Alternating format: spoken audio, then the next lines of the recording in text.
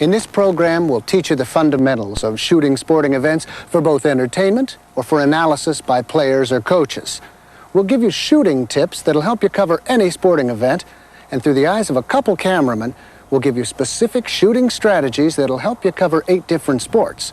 The team sports of football, baseball, basketball, and soccer, and the individual sports of tennis, swimming and diving, golf, and gymnastics.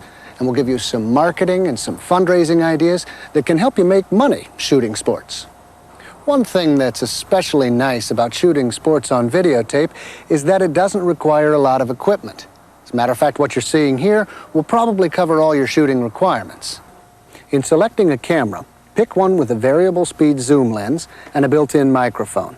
This will give you a decided advantage over the old silent film type with fixed focal length lenses. A good sturdy tripod, a portable, durable VCR recorder, plenty of tapes and batteries, and you're in business. You know, most sporting events are pretty well lighted, either by the daylight or by stadium or arena lighting. So you won't need to haul around a lot of lighting gear. Make sure you have durable, protective cases for all your gear. And it's a good idea to keep a good sturdy length of rope around in case you have to haul that gear up to a scaffold or shooting tower. And if you are hauling your equipment in that way, make sure you tie the rope around the case itself and not just the handles. These items are almost as important as the camera and the tape when it comes to shooting sports outside. A little rain, or for that matter, a lot of rain, won't stop a football game. And you have to be prepared to not let it stop you either. Now, these plastic trash bags make a great camera and recorder protector. You just tape the bag over your camera with gaff tape to protect it from rain or snow. And don't forget your own foul weather gear or a good umbrella to protect yourself. And remember, if you're going to use one of these, you may need an assistant to hold it for you while you shoot. It's a good idea to make a list of your equipment and place it inside one of your carrying cases. And then practice unpacking and packing your equipment. Practice it until it becomes second nature to you. You'll have plenty of things to think about when you're at the shooting location without worrying about losing a lens cap or bringing extra batteries. Well, that's all the equipment you need for shooting sports, and hopefully you're pretty familiar with using it. If not, this would be a good time to review the learning tape Shooting Home Video, The Basics, because in the rest of this program, we're going to be dealing with specific shooting strategies to help you capture all the action and not so much the technical aspects of using your equipment. This is Perry Smith. He's one of the home video producers who's going to be showing us how to shoot sports. Now, Perry shoots a lot of sporting events, and he tells me there's some fundamental routines that anybody interested in shooting sports should always remember. Right, Perry? That's right. It doesn't matter what sport you're shooting. There's some things to remember in pre-production that can make or break a successful shoot. Like what? Well, some of this may sound elementary. In fact, they're such simple things they can be easily forgotten. I use this checklist to make sure I'm not overlooking anything. This list tells me where the event is being played, what time it starts, how I get there, how much travel time I need, and how much setup time I need, which, of course, depends on what I'm shooting. Have you ever missed a game? Well, almost. I was scheduled to shoot a high school football game once, and I got there on time all right, too. But I didn't have the proper credentials to get down the playing field. Oh, what happened? Well, I talked to one of the coaches, and it all worked out. But it was an embarrassing lesson to learn. Now I make sure I have the proper credentials to get to my shooting location at the game site. You know, sometimes I have to get permission to shoot from special locations. Such as? Well, depending on the game site, I may want to shoot from the top of a building, across the street, or from a scaffold I'd have to put up on somebody else's property. All part of pre-production, right? It's all on the checklist, right? How do you choose a shooting location once you're at the game? Well, that all depends on what sport I'm shooting and why I'm shooting it. If I'm shooting for entertainment, I shoot differently than if I were shooting for analysis for a coach, say. Basically, though, I always concern myself with where the sun is if I'm shooting in daylight. I always want it behind me somewhere. And I pick a spot that'll give me enough height and distance to cover the entire playing area in my wide shots.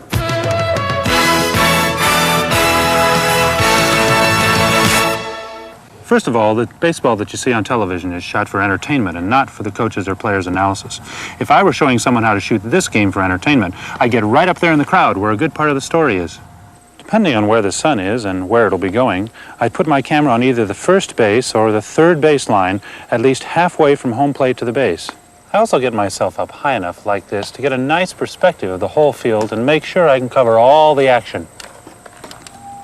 From my camera's point of view, I can shoot a nice wide shot like this, and I can zoom into key action like this. I also want to make sure my shot is wide enough before the pitch is thrown to not lose the action. And when I'm zoomed in tight, I watch the action outside of my frame with my left eye. Now, this takes a lot of practice, but it's the only way to keep up with uncontrolled action. Now, how does this differ from shooting baseball for analysis? Well, shooting any sport for analyzing the athlete's performance really depends on what the coach wants to see. In baseball, coaches are usually most interested in their players' batting, pitchers' pitching, and the performance on the infield. All this can be shot from 3 camera locations, either during a game or in practice. A camera position on either side of the plate will give you excellent batter analysis tape, and a camera behind the plate, and a little to one side or the other, depending on whether the batter is right or left-handed, will give you great pitcher-batter and infield play analysis. I shoot from here for a right-handed batter and from the other side for a left-handed batter. I set my camera up so my lens is as high as the middle of the strike zone, and I keep my shot wide enough to include the whole batter's box. This position lets the coaches and players study the batter's stance, his swing, and his eye contact with the ball. Obviously, a good coach could detect the most minor flaw from this position. Now, from over here behind the plate, I can get a real nice perspective of the pitcher's motion, his pitch, and the batter's reaction to it. And I can widen to follow the action of the infield and the batter's run to first base. You might notice there's a safety consideration here. Depending on the skill level of the players, you might want to shoot this angle from the backstop there. A foul tip or a wild pitch could wipe me and this camera out and ruin a perfectly good career. Now, the batter analysis position over there is pretty safe. In fact, once the shot's been set, you don't even have to look through the camera. Sometimes I just stand and watch the pitcher get ready to throw, so I know when to turn the camera on and off. This saves me a lot of tape. Well, thanks, Perry. You sure make shooting baseball look easy.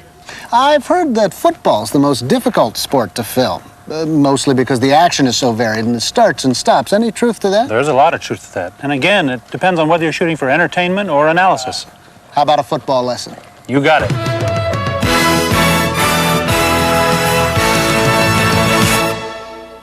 As in baseball, I select my football shooting camera locations based on what I'm shooting for. For a good general read of a football game, we're sitting in the best seats in the house. I set my camera here at midfield and try to get about 50 feet above the playing field so I can shoot down onto the play patterns. Yeah, and I noticed the sun is behind us, too. That's right. You don't want to shoot from the east side of a field at an afternoon game. From here, I can cover all the action without having to worry about burn from the sun. The next best place for a camera at a football game is up high in the end zone, and it would be ideal to run 2 cameras, one from each position. If you're fortunate enough to have shooting towers in the end zone and at midfield, you can cover anything any coach would ever want to see. From here, my zoom lens will let me isolate anything I need to, or any specific action a coach might want to concentrate on. And also, I can widen out to include as many players as possible in my frame. If I were shooting general coverage of the game, I'd shoot from here and pick up almost all of the action on the field from the time the offense comes out of the huddle, through the play, until the ball is blown dead.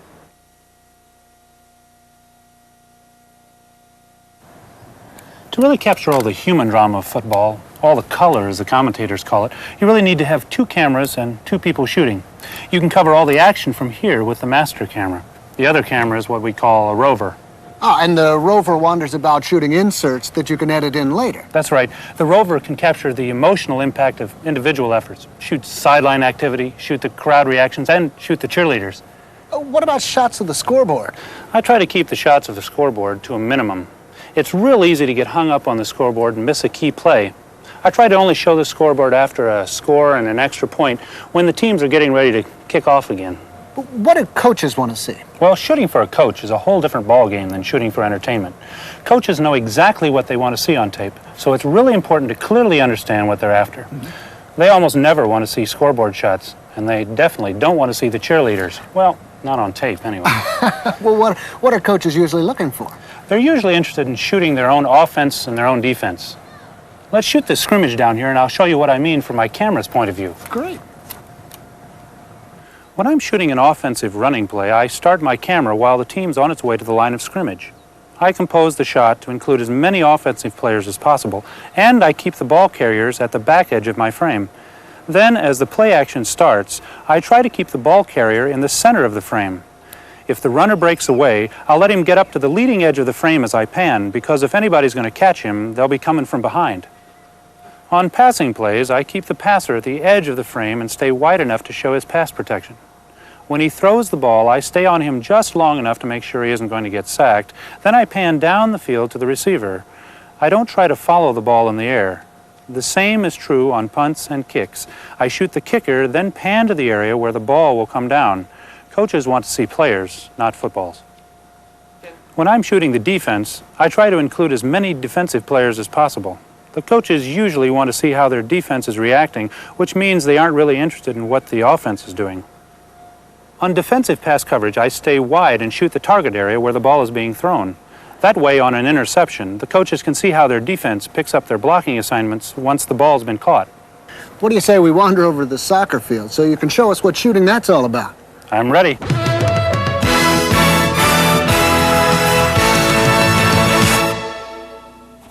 You know, the techniques for shooting soccer and for shooting basketball are almost identical. How's that? Well, mostly because they're both fast-moving sports of continuous action. See, neither has the starts and stops of football or baseball, so in order to capture all the action, you pretty much have to set up in one place, turn the camera on, and keep up with the game. I see. Where's the best spot to shoot soccer from? The best camera position at a soccer game is at any corner of either end zone, about 30 feet away from the end line and up on a tower if one is available. You can cover the whole game from there. For close-up inserts or to follow the action on a particular part of the field, a mobile sideline camera is best, and a stationary sideline camera up high is next best. Ha! Yeah, but what if I don't happen to have a tower on me, or a dolly for that matter? Well, you can rent scaffolds or cherry pickers to get yourself up in the air. If you're shooting for a school, though, there's a good chance that might be in their sports budget. Other than that, you've got to be creative. You can shoot from the top of your car or van, and for a dolly, you can use a golf cart and have your assistant drive it. In fact, in some practice drills, coaches like to get the golf cart right out on the field behind the action. Do you have any special shooting strategies for soccer? From the corner position, I use my zoom lens to try to concentrate on the action around the ball. I try to always stay wide enough so the ball isn't going to be kicked out of my frame. That way, I'm also seeing all of the players who are actually involved in the action. And down at field level from the sideline, I can concentrate on tight shots of isolated plays. These are usually shots that the coaches specifically request, like penalty kicks, ball skills of key positions, like the shooting techniques of the center forward and the wings. They're also great shots for the rover if you can have two people shooting the game. How about giving us some basketball shooting tips? Sure. In fact, my partner, Brian Adams, is over in the gym shooting basketball right now. I have to stick around here and shoot some special teams footage for the coach, but if you'll head for the gym, Brian will be glad to show you the round ball ropes. He'll be the one with the camera. Okay. Hey, thank you, Perry, for all your time and your tips. Glad to help.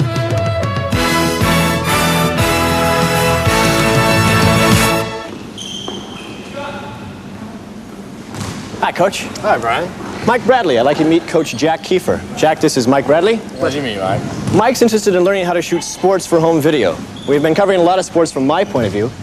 How about telling Mike what you'd like to see from a coach's point of view? Sure, I'd be glad to. While you do that, I think I'll grab some shots from up above. Coach, in your opinion, where's the best position for shooting basketball action? We favor the mid-court position, just as you see Brian has the camera there right now.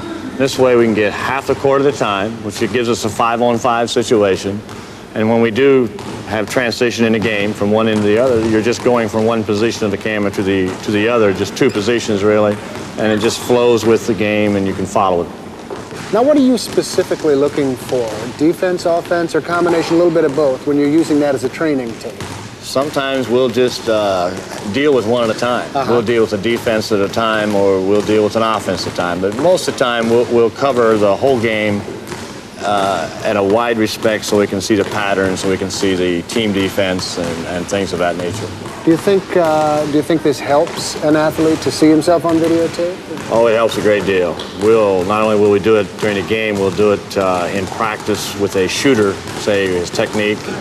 And you can pinpoint the action. We can pinpoint it. In a game, we can dub our voice into the situation, and the kid can be watching the film on his own in a room by himself, and our voice will be there saying, now, did you see that? Run that back, repeat that, and see what you did. Run that back, David. You did not block that man out. He got on the inside and obviously was in a dangerous area.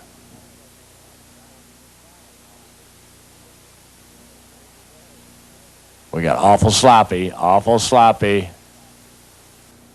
Now, if you set up in any other position, for really action sounds and everything, where would you pick up sounds from the crowd? Should you?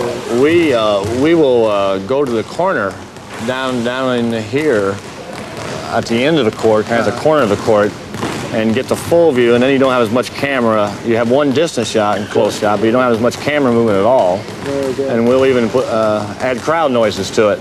Okay. And the kids enjoy just the monotonous of seeing something quiet. Sure. It livens it up a little bit. I can't thank you enough for giving us tips on shooting basketball. Good luck to you and the guys. Good to have you. Great. Well, Mike, think you have a handle on how to shoot basketball? I think so. Good. How about a swim? I'm ready.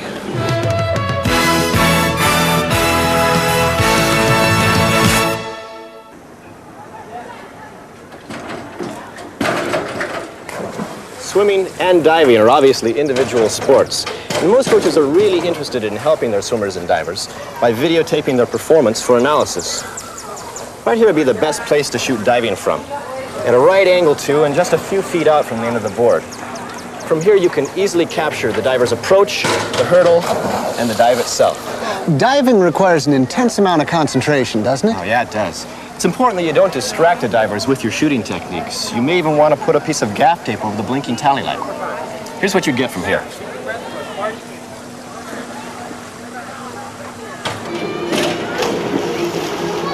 Now, if we watch that again in slow motion, you'll notice that I kept my shot wide enough that I didn't have to pan as the diver approached the end of the board. And I left enough headroom so the diver could reach the apex of the dive without my having to tilt up to follow the action. My only camera move was this slight tilt down to follow the diver into the water. And that was so we could watch the diver's action without being distracted by camera movement. That's right. It's important to let the action be the action. Now, there are a lot of things you can do with swimming action.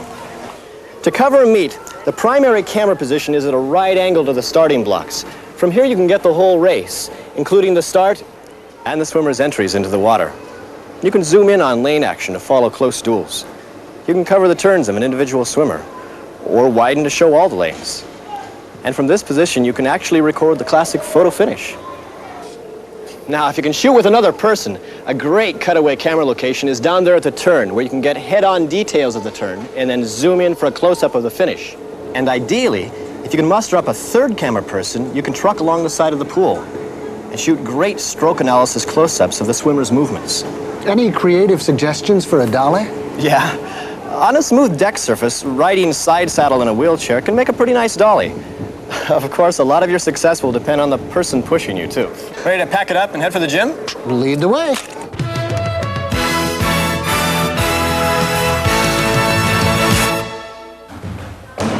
Wow, there's a lot going on here. That's true. Yeah. But shooting it really isn't as difficult as it looks. Actually, there are 8 individual events in a gymnastics meet, and they can all be shot pretty much the same way. Really? Really. First of all, it's important to remember that gymnastics is a highly individualistic sport. It's a beautiful sport to shoot on videotape. It's a great opportunity to capture the human individual effort, the symmetry and artistry of body movement. Gymnastics is a sport of competition for technical correctness. And since all of the events, except the floor exercise and the vault, take place in a relatively small area, capturing the performance is really pretty simple. My basic rule for shooting gymnastics is to shoot everything from floor height at a 45-degree angle to the action line of the event. This angle gives me a perspective that truly captures the choreography of the athlete. Unless I'm familiar with the routine, I keep my shot just wide enough to not lose the athlete from my frame. If I'm familiar with the routine, though, I can really capture the human drama by zooming in to study the intense concentration and the discipline of the gymnast. Watch this.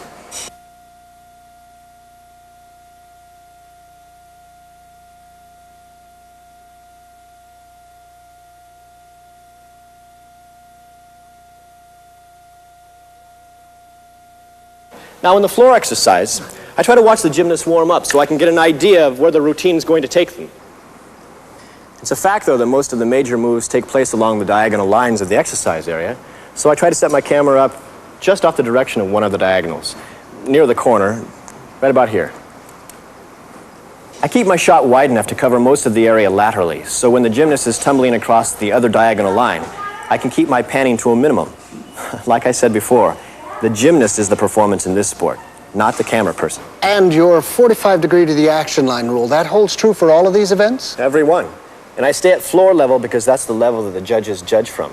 Coaches can best critique their athletes from that level because they're critiquing from the perspective of the judges. I imagine the athletes themselves must get a lot out of this kind of footage. Absolutely. I'd say that gymnasts and tennis players get the most personal benefit from watching themselves on tape. Did you say tennis? You bet. Are you ready for the courts? Your serve.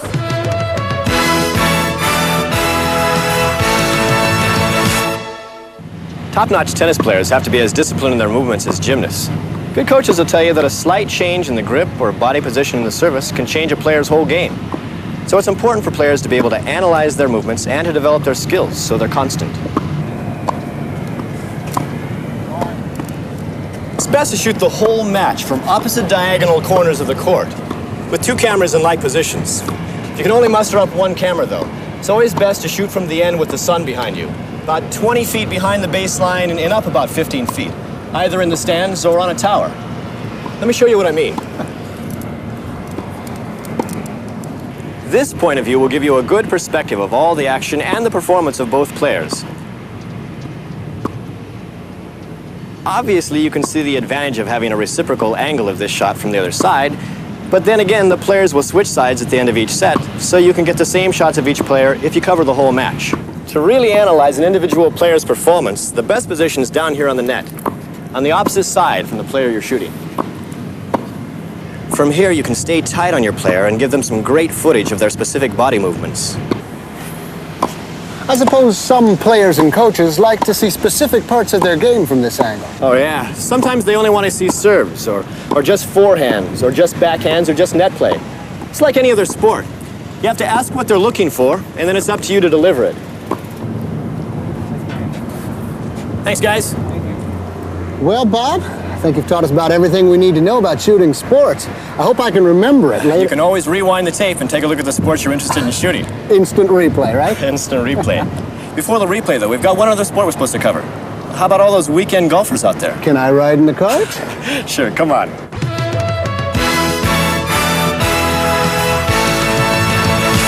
How did you get started shooting sports video, Brian? Well, actually, a friend of mine who coached the Little League baseball team asked me if I'd come out and shoot some of the games just to give the boys a little morale boost. They weren't playing very well at the time, see, and so I did. And the kids' parents started ordering copies of the game tapes, and so I started making a little money. Great. And then a high school football coach asked me if I'd shoot some of their games and put together a highlight tape at the end of the season so the booster club could use it to make money for the team. And the thing started just to snowball after that because the high school had a budget for shooting sports. Lots of money-making opportunities, huh? Oh yeah, there are a lot of high school teams who'd use tape and a lot of independent sports leagues who'd like their game shot. Country clubs host lots of golf and tennis tournaments too. Some people I know shoot nothing more than company golf tournaments and then pay the country club for providing a list of scheduled outings.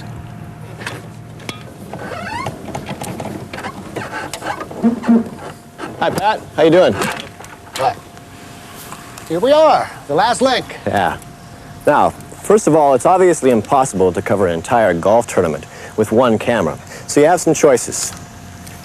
You can follow one player around the entire course and help him with his stroke and shot analysis, or you can cover one hole with a couple different camera positions and show everybody playing that particular hole. That plan works pretty well for covering the company outings. Now, the best shots for tee stroke analysis would be from this position right here. Make sure you're back far enough so you can see the ball and the golfer throughout the whole swing. A good pro can tell you anything you need to know about your stroke from this position. Just don't get too far in front of the golfer or you might not be shooting too much tape.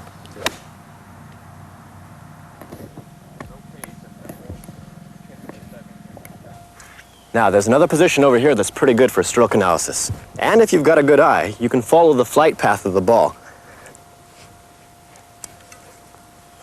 This will take a little practice, and above all, make sure you know where old Mr. Sun is sitting before you tilt that lens up in the air. Basically, if you follow this procedure, you can put a very nice sequence of the golfer's game together. You have to be pretty safety conscious out here, don't you? Oh, definitely. It's a good idea to stay near the player you're shooting instead of wandering out for a long shot where you might be in the flight path of some foursome on the next hole. And in shooting shots out of sand traps, don't get yourself and your equipment blasted by the sand. Up here on the green, I'd shoot the way I shoot gymnastics. I'd never put a tripod on the green, but I'll squat down and frame up the hole in the foreground at an angle slightly off the intended path of the ball. It's better to stay wide here to include the golfer, the route of the ball, and the hole in the shot rather than panning close up with the ball. The wide shot lets you see if you're reading the green right and gives you a perspective of whether you're over or under hitting the shot. I can't thank you enough for helping us learn how to shoot sports on this learning tape. It's been my pleasure. In the meantime, always keep your left eye on the ball. We don't want to lose any of you. What's our next stop? Well, I thought one of those beer commercials might be in order. To the clubhouse, Mr. Adams.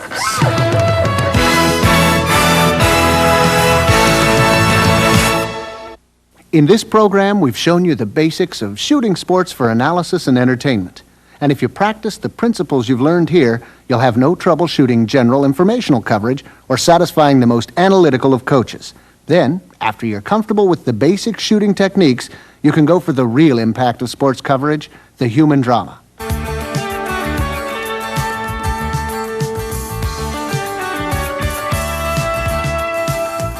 The essence of any athletic competition is the inner man, the individual effort. Learn to find the story within the story. Learn to capture the ecstasy and the agony of victory and defeat. Play the isolated concentration of the athlete against the roar of the crowd. Use cut-ins and cutaways to tell the inner story of competition. Remember that 2 teams on a football field are really 22 very real human beings engaged in an intense drama of conflict. Theirs are the stories worth finding and telling. They are the human drama. And that's the real story of sports.